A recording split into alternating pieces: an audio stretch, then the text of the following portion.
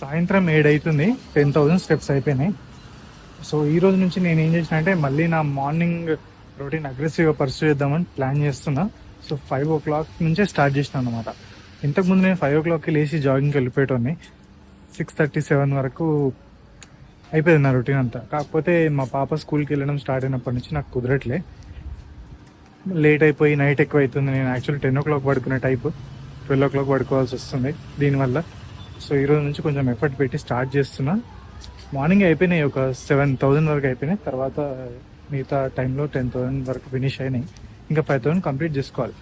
So target అదే, మళ్ళీ 5కి నేను లేచి స్టార్ట్ చేయాలి. మార్నింగ్ ఎంతైతే అంత కంప్లీట్ చేసుకోవాలనే ప్లాను ఈరోజు నుంచి స్టార్ట్ అయింది.